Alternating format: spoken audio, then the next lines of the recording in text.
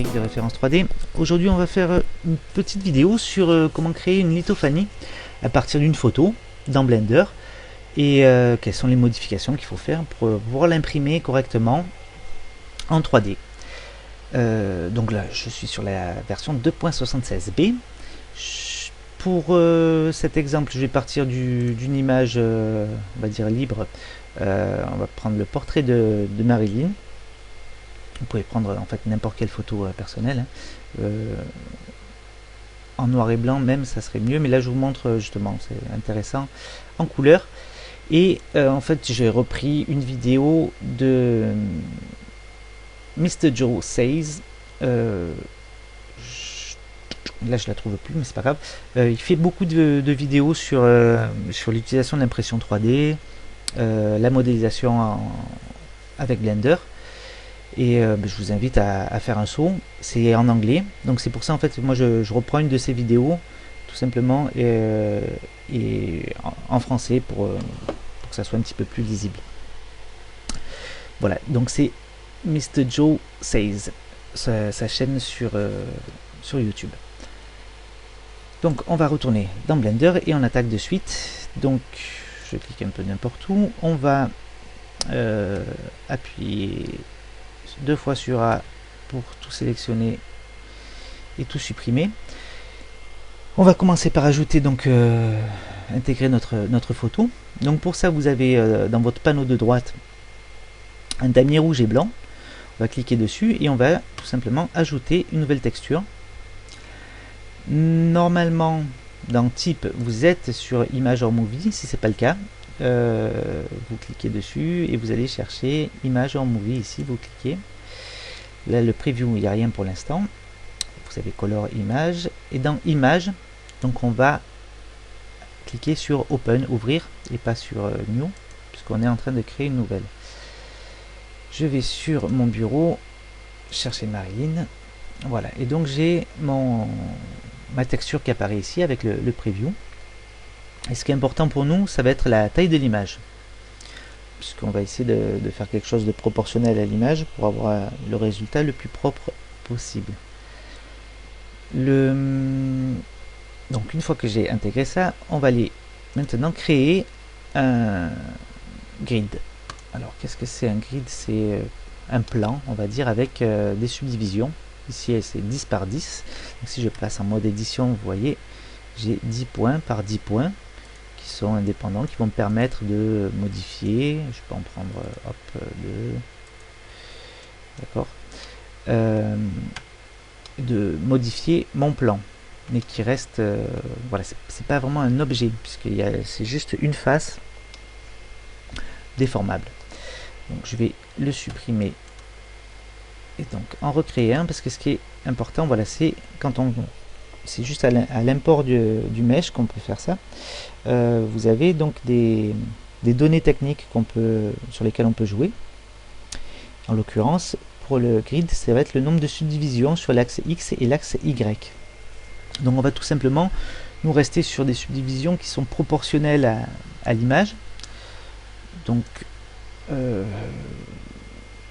là moi pour la vidéo je vais essayer de rester en basse résolution pour éviter que mon ordinateur rame un peu trop.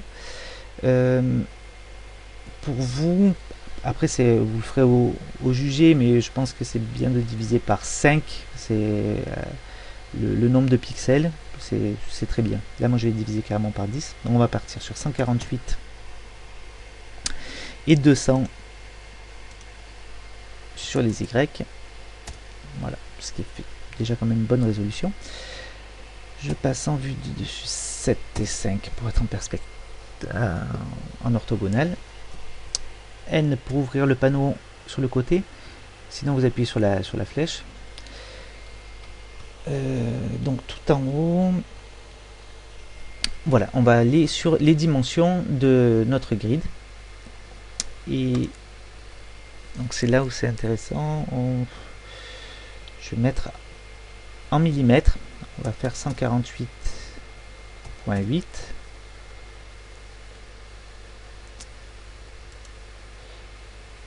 par 200.8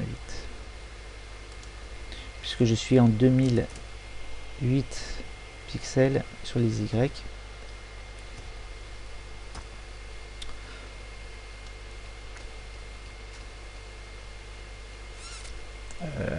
Ça, je vais même, on va faire ça. Je vais faire diviser par 2. Ça va être plus simple. Divisé par 2. On va rester en 74, donc ça, au moins ça me fera une sorte de lithophanie en 7,5 par 10. Pour une imprimante classique, c'est un bon format et ça fait déjà une belle carte postale. Donc j'ai mon grid qui est aux bonnes dimensions et avec le bon nombre de subdivisions.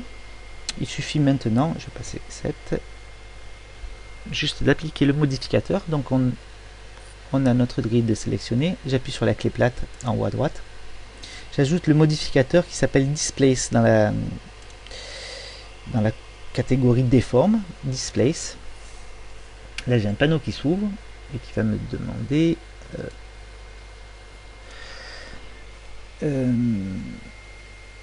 voilà, de sélectionner la texture, donc ou d'en ajouter une nouvelle. Nous on a déjà ajouté nos textures, on va tout simplement appuyer sur notre damier rouge et blanc et aller chercher Marilyn. Et voilà, de suite on voit que tout apparaît. Donc on a bien notre grille qui est déformée en fonction des couleurs de mon image.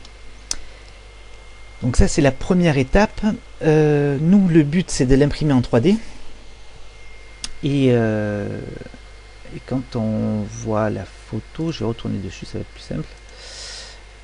Si je prends la photo, on a bon, les blondes avec donc des zones claires ici, le visage plutôt clair, des sourcils foncés, le rouge de la bouche qui va être plus foncé que la peau. Donc pour nous au niveau de l'impression 3D, il faut que ça soit des zones qui soient plus épaisses pour moins laisser passer la lumière au travers. Donc en fait on voit que là, si voilà, je prends un peu d'angle, on voit que les sourcils ici sont creusés, la bouche est creusée, et donc si j'imprime couche par couche, que je mets de la matière là-dessous, ici ça va être plus fin que sur les joues, donc plus lumineux et plus clair. Donc c'est ici qu'on va jouer sur Straights, c'est-à-dire que si je mets une valeur de 2, on voit que ça va encore accentuer cette couleur. On va tout simplement mettre une valeur négative, moins 2. Donc ça veut dire que l'ensemble de mes points va être déplacé sur une force maximale de moins 2. Et donc on a le pourtour de la bouche qui est bien en surépaisseur, les sourcils, et après on va avoir sûrement des mèches, voilà, qui sont creusées dans la matière. Donc en fait voilà, pour avoir un rendu type photo noir et blanc, parce que nous c'est ce que ça va rendre un petit peu, il faut penser à inverser la valeur du straight, c'est-à-dire la force de ces déplacements. Donc avant d'appliquer, parce que là on a pas mal de points, vous devez en avoir certainement plus, on va désélectionner ça. Il va falloir aller sélectionner le bord. Donc vous pouvez le faire après, mais sur le nombre de points et votre photo, les points vont être déformés. Donc pour faire une sélection assez rapide, on va prendre une sélection par arête. Je maintiens Alt enfoncé, ici je prends cette arête. Je fais Shift Alt pour prendre l'autre arête ici. Ensuite, on va aller chercher l'autre angle là-bas. Shift Alt ici et Shift Alt ici. Donc là j'ai mon cadre de sélectionner normalement.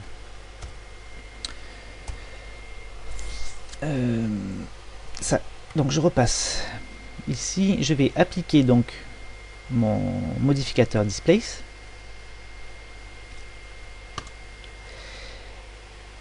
Et maintenant je vais aller travailler sur mon mesh. Parce que ce qui se passe, c'est que là j'ai juste un plan qui a aucune épaisseur.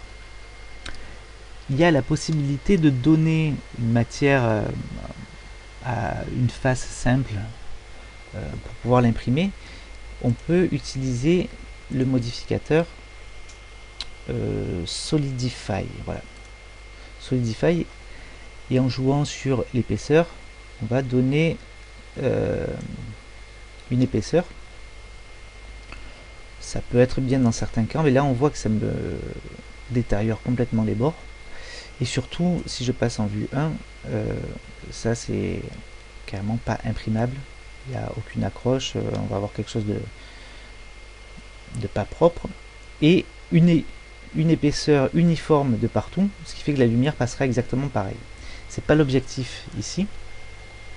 On va tout simplement supprimer ça. Je passe donc en mode édition. Voilà, j'avais sélectionné mon pourtour. Sinon, vous pouvez toujours faire pareil si vous ne l'avez pas sélectionné avant d'appliquer. Allez récupérer chaque angle. On va faire une sélection par point.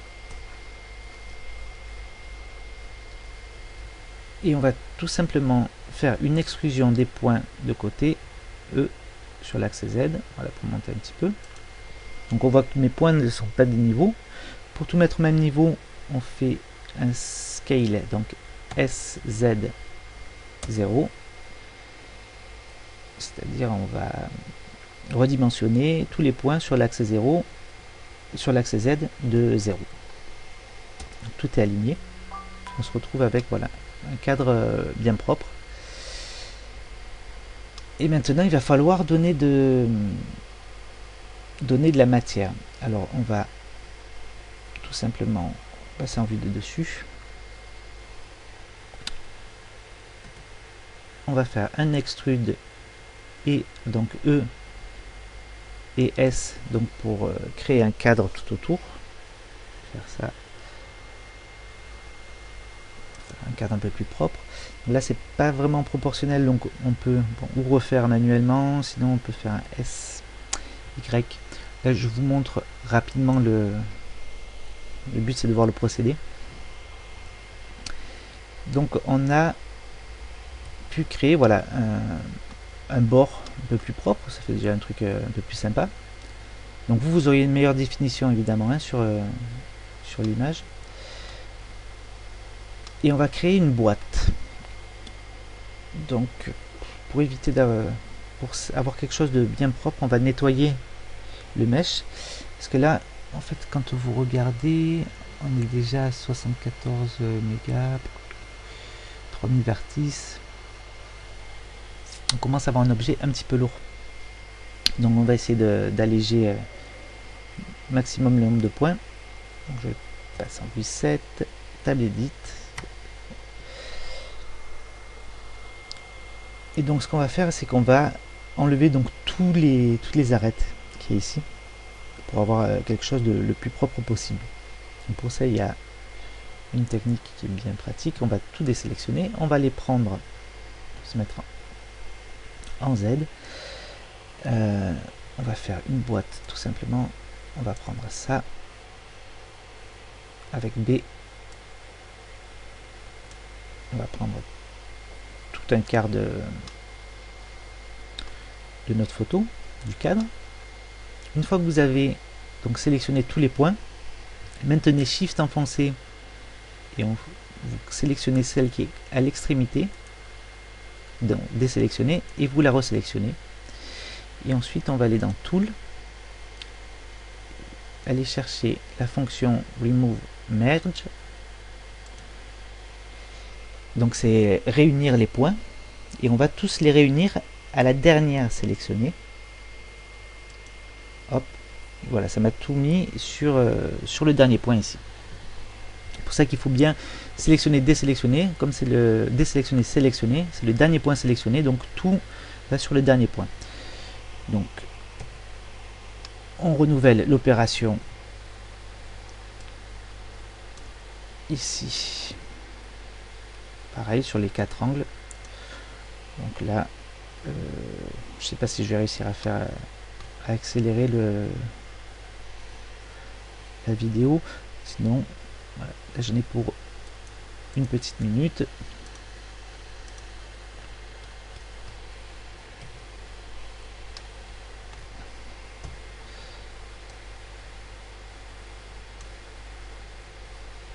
Là.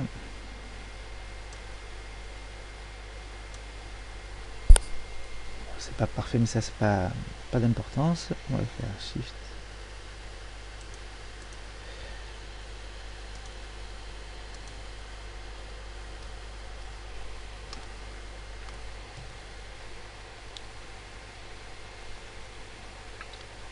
Ensuite B, on sélectionne les derniers.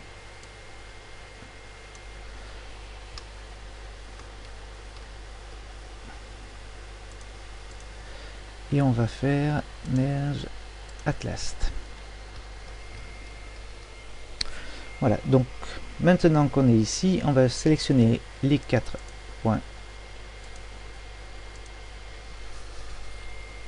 Là, on va passer en vue de face. Et on va tout simplement faire un extrude sur Z.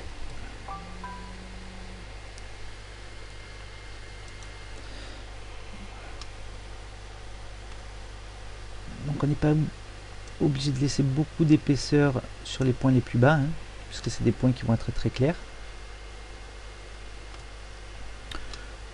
Après, ça va être en fonction des réglages de votre imprimante. Donc là, on voit qu'on va être à peu près à 3 mm d'épaisseur, ce qui est amplement suffisant. Ça va pouvoir créer pas mal de couches.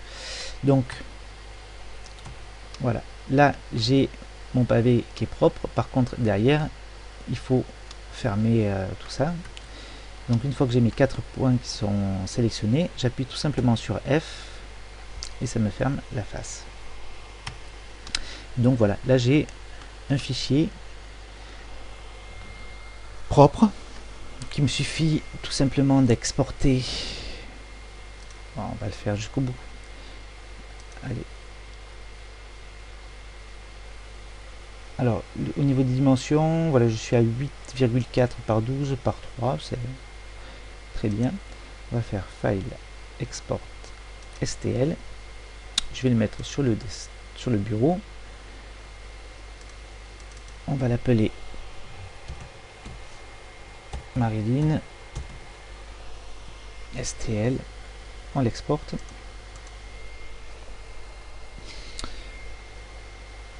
Et on va même aller directement prendre Marilyn. On est à 2 heures quand même l'impression. Si je mets par couche, voilà, vous avez une idée du parcours. Donc là on a 15 couches, voilà.